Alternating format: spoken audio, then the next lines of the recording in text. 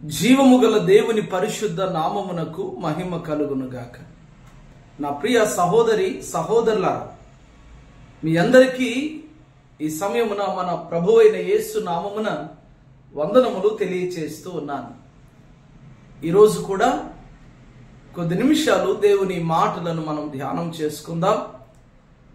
తద్వారా మన ఆత్మీయ జీవితాలను బలపరుచుకుందాం.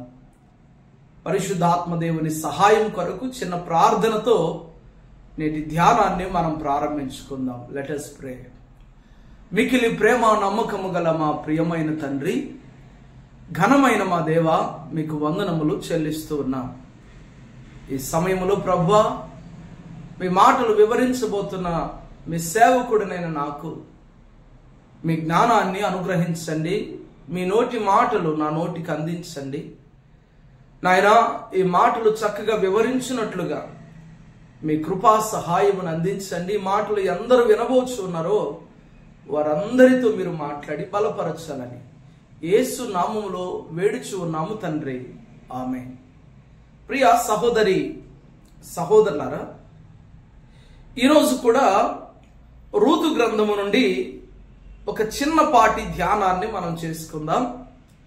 మన ఆత్మీయ జీవితాలను బలపరుచుకుందాం. రూతు గ్రంథము 1వ అధ్యాయము 8వ వచన భాగం.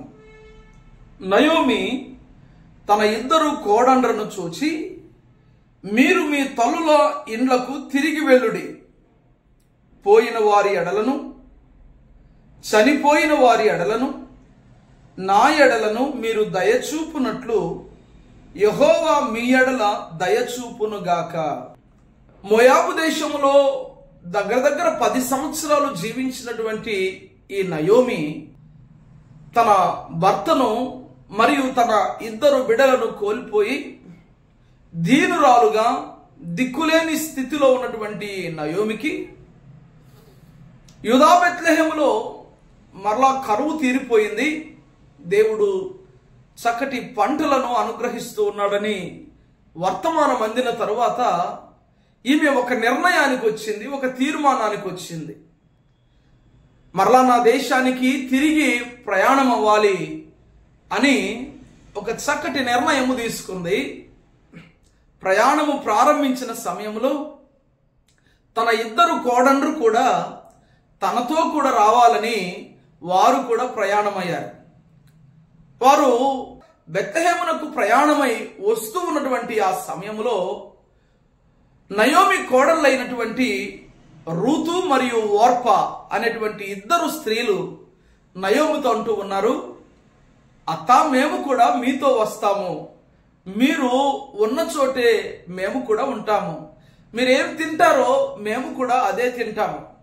మీరు మమ్మలను విడిచిపోవద్దు అని అత్తతో కూడా కలిసి 2 కోడళ్ళు కూడా ప్రయాణమయ్యారు.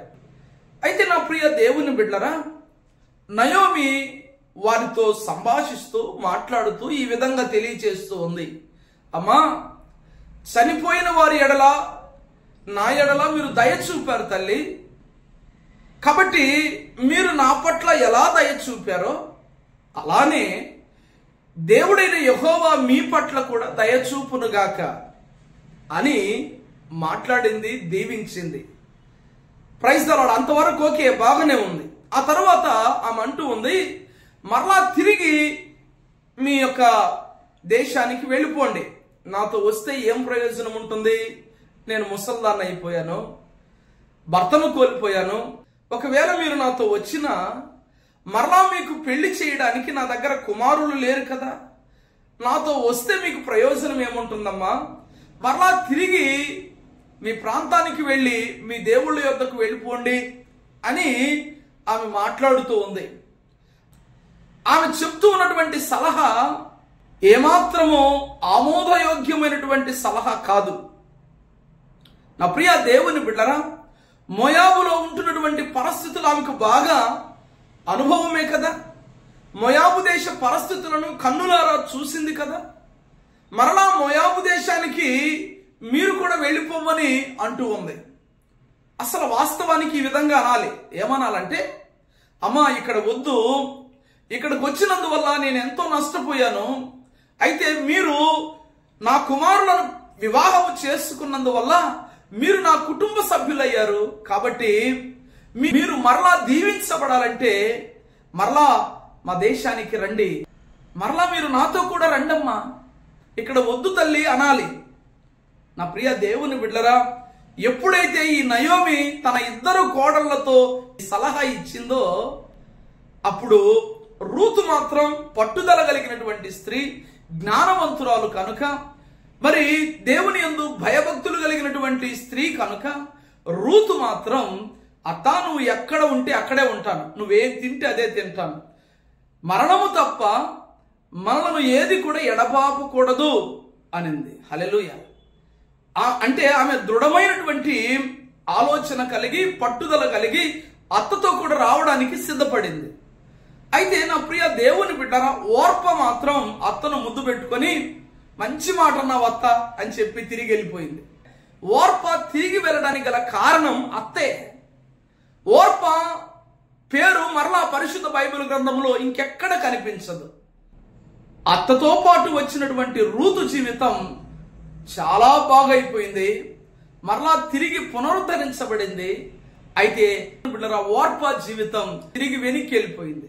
ఇక్కడ నుంచి మనం నేర్చుకోవాల్సినటువంటి పాఠం ఏంటంటే, మన వల్ల ఇతరులు లోకములోనికి వెళ్ళిపోకూడదు, మన వల్ల అనేకులు ప్రభు సన్నిధికి రావాలి. ఇతరులను మరలా తిరిగి లోకములో కలిసిపోయే విధంగా మనము వారిని ప్రోత్సహించకూడదు. అవసరమైతే ప్రభువులో బలపరచాలి, ఓదార్చాలి, ఆదరించాలి, ప్రభువులో నిలబడినట్లుగా చేయాలి. అంతేకాని మన ద్వారా ఇతరులు లోకములో కలిసిపోకూడదని దేవుని యొక్క దాసునిగా తెలియచేస్తూ ఉన్నాను. అందుకే యేసుక్రీస్తు ప్రభులు వారు అన్నారు, you are the light of the world and also you are the salt of the sea అన్నాడు. మనము లోకానికి ఉప్పుగా ఉండాలి, లోకమునకు వెలుగుగా ఉండాలి. మనలను చూసి అనేకులు ప్రభు యొద్దకు రావాలి. అంతేకాని మనల్ని బట్టి మరలా లోకములో వారు కలిసిపోకూడదని తెలియచేస్తూ ఉన్నాను.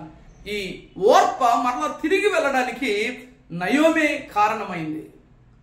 జ్ఞానము కలిగినటువంటి రూతు మాత్రం అత్తను వెంబడించింది, తన జీవితము మరలా రీస్టోర్ చేయబడింది. ఈయన మాటలు వింటున్న నా ప్రియ సహోదరి సహోదరులారా, మనము కూడా రూతు వలె దేవుని సన్నిధికి వచ్చే విధంగా ఉండాలని తెలియచేస్తూ ఈ మాటలు ముగిస్తూ ఉన్నాను.